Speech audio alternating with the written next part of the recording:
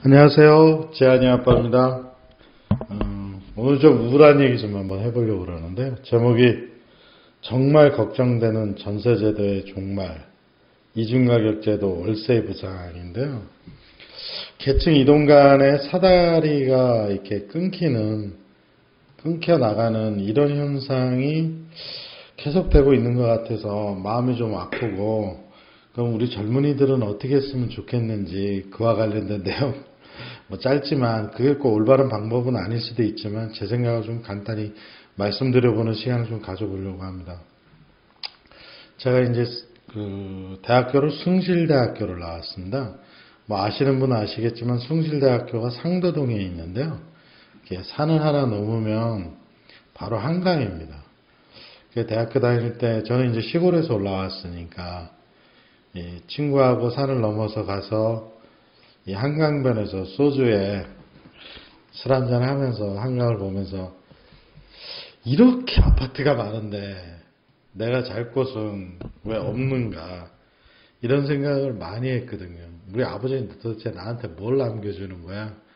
이런 한탄도 많이 했고요. 진짜 아파트 많죠. 아파트도 많고 좋은 데도 많은데 저 같은 경우에는 이제 대학교 다닐 때 기숙사 생활을 했었고요. 이제 여름방학하고 겨울방학 때는 독서실에서 살았는데요. 어쨌든 그나마 제 세대는 이 조그만하게라도 아파트를 살 수 있는 기회를 부여받았다면 현재의 세대는 과연 그럴까 이런 생각이 좀 많이 들거든요. 그러니까 평범한 사람들의 일생을 한번 제가 적어봤습니다. 이건 지한이 아빠의 생각이고요. 이런 방식이 일반적이라는 것은 아닙니다. 오해 안 하셨으면 좋겠습니다.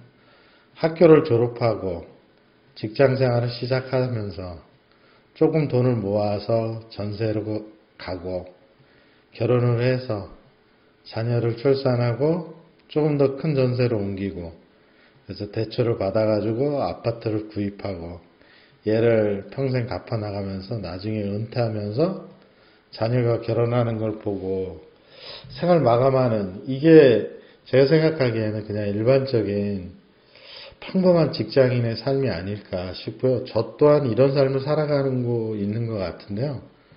최근 좀 상황이 많이 달라진 것 같습니다. 일단 직장 생활을 그나마 좋은 직장이라고 할 수 있는 곳은 거의 하늘의 별 따기죠. 여기부터 사실 안 되거든요. 조그만 전세를 구하기가 현실적으로 불가능한 금액 수준으로 올랐고 그러다 보니 결혼은 언감생심 꿈도 못 꾸고 요즘은 자녀가 있는 것이 또 어찌 보면 부의 상징이라는 얘기도 또 하더라고요. 그래서 결론적으로는 썩다리 아파트도 가지지 못하는 이런 인생이 돼가는 거 아닌가. 그래서 평범하게 사는 것 자체가 너무 지뢰밭 인생을 우리가 살고 있는 게 아닌가. 그래서 최근에 20, 30대 젊은 분들에게 50이 넘은 제가 보기에는 너무 어렵게 인생을 살게 만든 이 사회가 좀 문제가 있는 게 아닌가라는 생각을 해봅니다. 근데 열심히 한다면 직장까지 구하는 거는 그래도 내가 어찌어찌 해볼 수 있지 않을까라는 생각은 들어요. 공부도 열심히 하고 아르바이트도 하고 스펙도 쌓고 하면 여기까지는 될 수 있을 것 같다는 생각이 드는데 그 다음 단계로 가야 되는 여기부터가 사실은 현재 불가능하지 않을까. 이해가 안 되니까 제가 생각하는 일반적인 삶을 살아가는 이런 체계로 가지 못하는 거 아닌가 싶습니다. 얼마 전에 이제 굉장히 큰 이슈가 됐던 기안 8세 복화강 시리즈 중에 청약대회라고 있습니다. 인터넷에 구글에 네이버에 기안 8사 복화강 청약대회라고 한번 쳐보십시오. 이거 보면서 정말 공감을 많이 했거든요. 그죠? 좋은 집에서 살고 싶어. 반룸, 반지하 원룸에 살고 있는데 청약이라는 이 사다리를 타기 올라가기 위해서 이렇게 이제 계속 사람들이 올라가죠. 올라가다가 마지막에 갔는데 여기 사다리가 없어요. 점프를 해서 여기로 올라가야 되고 더 진짜 안타까웠던 건 이 그림을 잘 안 보실 텐데 1000세대 분양인데 900 몇 세대 거의 이제 올라오는 사람이 다 되니까 나머지 올라오는 사람들은 이 막대기로 밀어서 떨어뜨려 버리는 이런 만화가 있었습니다. 이거 보고 아마 기억나시는 분들은 있을지 모르겠지만 사회적으로도 좀 많은 공감대를 가졌던 것 같습니다. 상황이 이러다 보니 이게 현재 상황이 아파트 가격이 상승 그 자체라기보다는 열심히 재산을 모아도 자립할 수 없다는 이 자괴감이 사실은 더 큰 것 같아요.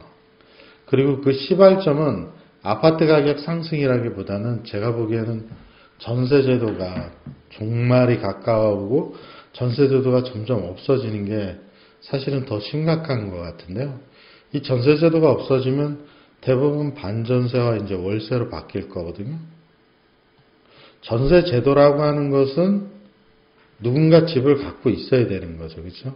갖고 있어야 되는데 그게 매물로 나와야 내가 들어갈 수 있는 것이고 전세제도가 좋은 제도인 게 예를 들면 1억의 전세를 들어갔다면 어느 일정 기간 살고 1억을 다 받아갖고 나올 수 있는 그래서 차근차근 부를 쌓아갈 수 있는 아주 좋은 우리나라만 가지고 있는 제도인데요.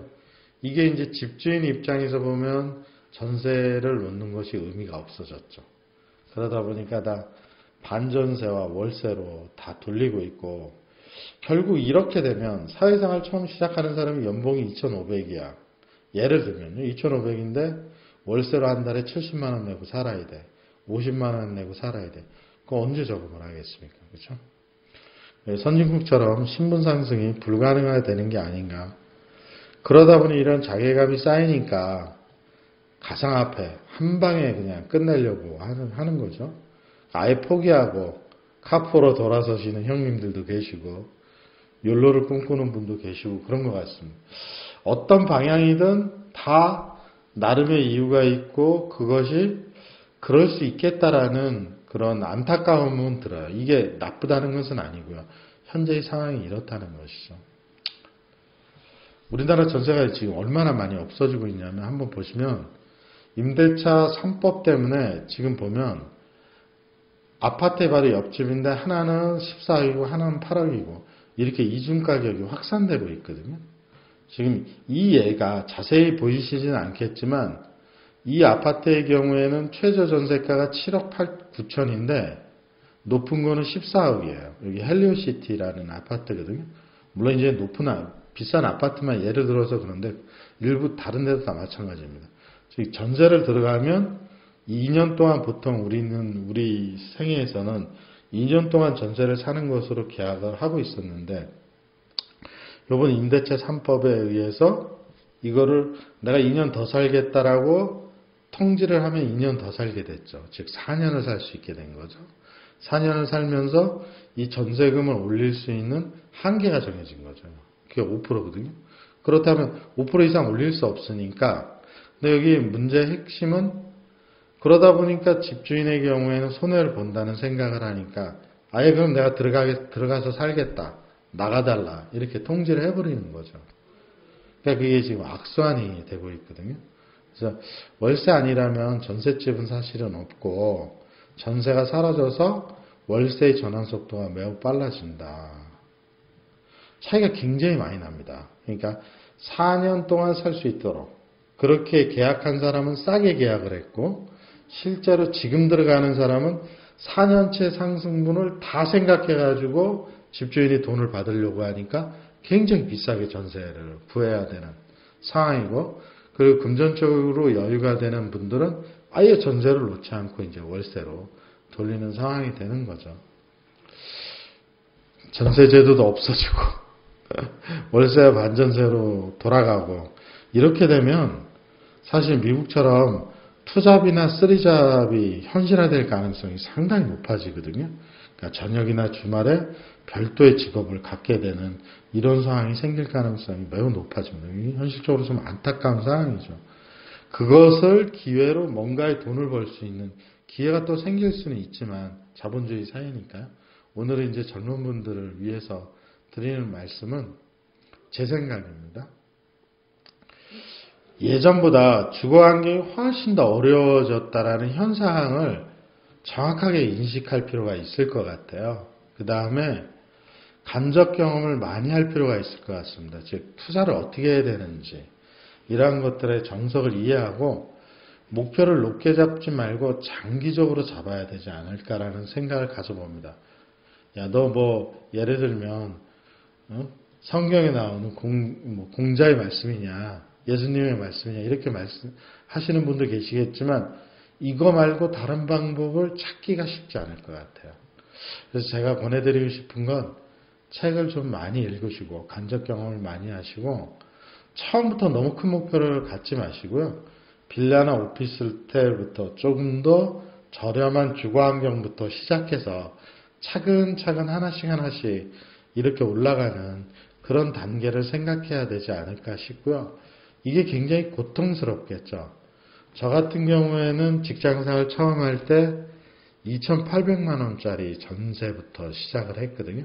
물론 지금 2,800만 원짜리 전세가 없습니다만 2,800만 원짜리 전세 시작해서 그걸 조금씩 적으면서 조금씩 늘리고 그래서 사실은 지금 1가구 1주택이 되어 있기는 합니다만 시간이 오래 걸리죠. 이렇게 되려면. 그러나 꼭 못한다는 것은 아니라고 보여지거든요. 차근차근 하시고 옛날과 좀 달라진 것은 정부 정책에 대한 심도 있는 공부가 필요하다. 제가 오늘 드리고 싶은 말씀의 핵심은 이해입니다. 사실은. 뭐냐면 예전은 정부가 이 무주택자에 대한 지원이라든지 제도가 그렇게 많지 않았어요. 대부분은 다 예를 들면 그냥 자기가 모아서 대출 껴서 집을 산다 이렇게 생각을 했는데요. 주거환경 문제가 너무 복잡해지고 어려워지고 사회적인 이슈가 되다 보니까 정부에서 나오는 정책이 굉장히 많습니다. 대표적으로 행복주택이 그럴 수도 있고 임대주택 제도도 있고 상당히 많은 제도들이 지금 나오고 있거든요. 제3기 신도시 같은 경우는 지금 청약을 받고 있죠. 그래서 정부의 정책이 어떻게 흘러가는지 나한테 어떤 정책이 맞는지를 꼼꼼히 공부를 하면 반드시 방법이 나올 수 있다.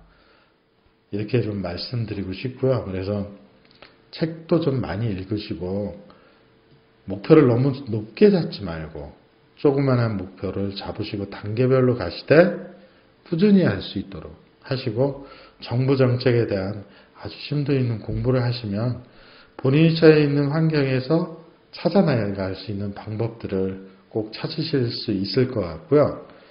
이런 방식이 시간이 오래 걸리겠죠. 근데 이런 방식이 가장 안전하고 예를 들면 장기적으로 달성 가능한 그런 목표가 되지 않을까 싶습니다. 오늘은 좀 안타까운 얘기를 드려서 굉장히 죄송하고요. 저도 젊어서 굉장히 어려운 상황에서 사실은 여기까지 지금 이렇게 뭐 조그만한 아파트도 하나 구입하고 이런 상황까지 왔기 때문에 여러분들도 꼭 성공하실 수 있고 주거 안정을 누리실 수 있으니까 지금부터 준비하시면 되지 않을까 싶습니다. 자, 오늘은 여기까지 하겠습니다. 감사합니다.